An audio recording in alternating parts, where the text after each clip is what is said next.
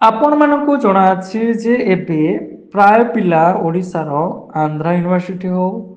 किंबा आंध्र केसरी यूनिवर्सिटी हो किंबा आपण मानकर जोगीबामन हो किंबा नागार्जुन यूनिवर्सिटी रे बीडी पा एडमिशन नउछंती निजर बीडी कोर्स कंप्लीट करूछंती एवं ସେମାନେ କଣ କରୁଛନ୍ତି ନା ନିଜର କୋର୍ସ ସାରିକି ଏବେ ଜବ୍ ମଧ୍ୟ କରୁଛନ୍ତି ଆପଣ ମାନେ ଜଣାଥିବ ଏବେ ଗଭର୍ଣ୍ଣମେଣ୍ଟ ମଧ୍ୟ ବହୁତ ଗୁଡ଼ାଏ ନୂଆ ଜବ୍ ଆଣିବ ଯୋଉଟା କି ଆପଣ ମାନେ ପିଜିଟି ହେଲା ଟିଜିଟି ହେଲା କିମ୍ବା ଆପଣଙ୍କର ଯୋଉ ପ୍ରାଇମେରୀ ସ୍କୁଲ ଟିଚର ଆଣିବ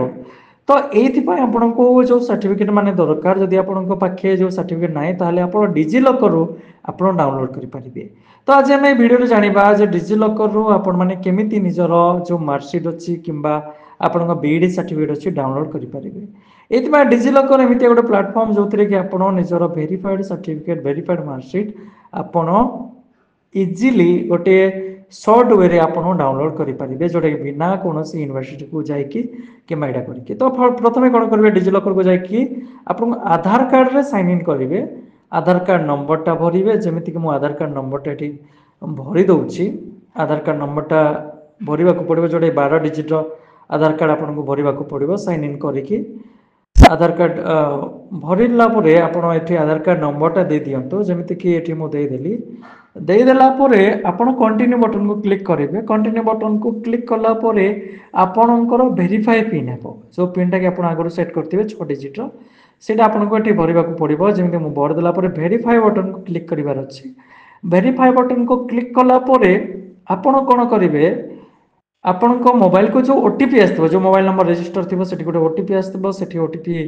ଏଣ୍ଟର କରିବାର ଅଛି ଯେମିତିକି ଆମେ ଏଠି ଯୋଉ ଓଟିପି ଆସିଛି ସେ ଓଟିପିକୁ ମୁଁ ଏଠି ଏଣ୍ଟର କରିଦେବି ଯେମିତିକି 6 ଡିଜିଟ୍ ଓଟିପି ଯୋଉଟା 10 ମିନିଟ୍ ପର୍ଯ୍ୟନ୍ତ ଆପଣଙ୍କର ରହିବ ଲିମିଟ୍ ଟାଇମ୍ ଲିମିଟ୍ଟା ସେଇଟା ଆପଣ ଏଣ୍ଟ୍ରି କରିକି ଭେରିଫାଏ ବଟନକୁ କ୍ଲିକ୍ କରିଦିଅନ୍ତୁ ଯାହା କ୍ଲିକ୍ କଲା ପରେ ଏଠି ଆପଣଙ୍କର କଣ ହେବ ଯୋଉ ଆପଣଙ୍କର ଡିଜି ଲକର ଆକାଉଣ୍ଟଟା ଥିବ କିଛି ସମୟ ପ୍ରୋସେସିଂ ହେଲା ପରେ ଆପଣଙ୍କର ଯୋଉ ଡିଜି ଲକର ଆକାଉଣ୍ଟ ଅଛି ତାହା ଓପନ ହେଇଯିବ ଯୋଉ ଡିଜି ଲକର ଆକାଉଣ୍ଟ ଆପଣଙ୍କର ଇଣ୍ଡିଭିଜୁଆଲ ଆକାଉଣ୍ଟ ଅଟେ ଯୋଉଥିରେ କି ଆପଣଙ୍କର ଟୋଟାଲ ଭେରିଫାଏଡ ଡକୁମେଣ୍ଟ ଆପଣ ପାଇପାରିବେ ଯେମିତି ମୋର ଖୋଲିଗଲା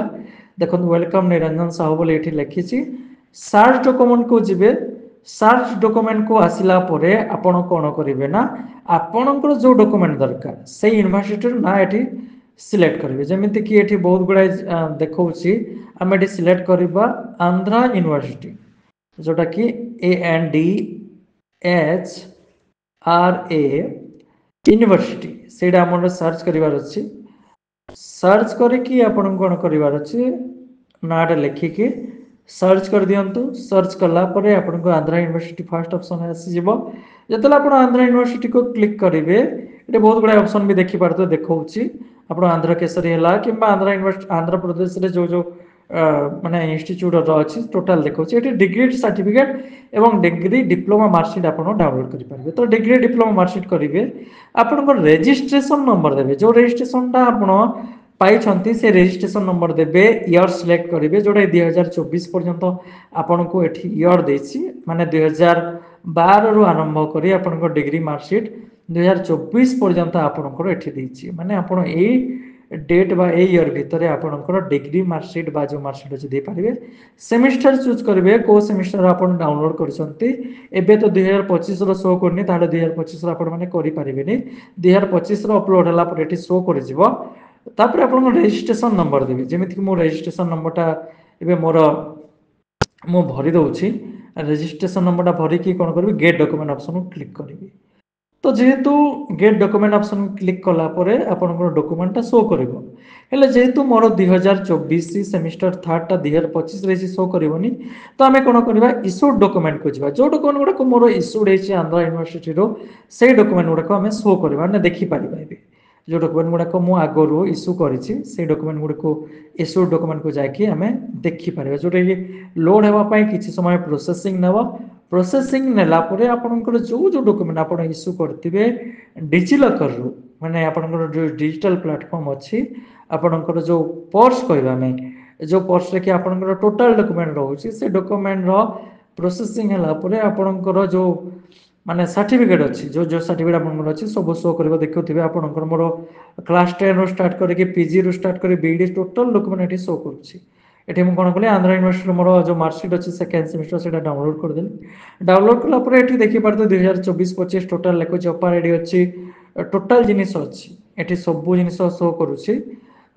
କୋଉଥିରେ କେତେ ମାର୍କ ଅଛି ଆଉ ଡିଜିଟାଲି ଭେରିଫାଏଡ୍ ଅଛି ଏଇଟା ଡିଜିଟାଲି ସାଇନ୍ ବି ଲେଖା ହେଇଛି। ତ ଯେଉଁ ଡକୁମେଣ୍ଟଟା କି ଆପଣ ଏଠି କରିପାରିବେ ସେ ଡକୁମେଣ୍ଟଟା ଆପଣଙ୍କୁ ନିହାତି କାମ ଦେବ କୌଣସି ଅଫିସିଆଲ କ୍ଷେତ୍ରରେ ମାନେ ଆପଣ ଏଠୁ ଭେରିଫାଏଡ୍ ଡକୁମେଣ୍ଟଟା ପାଇପାରିବେ। ଆଶା କରୁଛି ଆପଣ ଏଇ ଭିଡ଼ିଓ ମାଧ୍ୟମରେ କିଛି ମାନେ ନୂଆ ଶିଖିଥିବେ କେମିତି ଡାଉନଲୋଡ୍ କରିବେ ତାହା ଶିଖିଥିବେ ଆଉ ଭିଡ଼ିଓଟା ଆପଣମାନଙ୍କୁ ଆହୁରି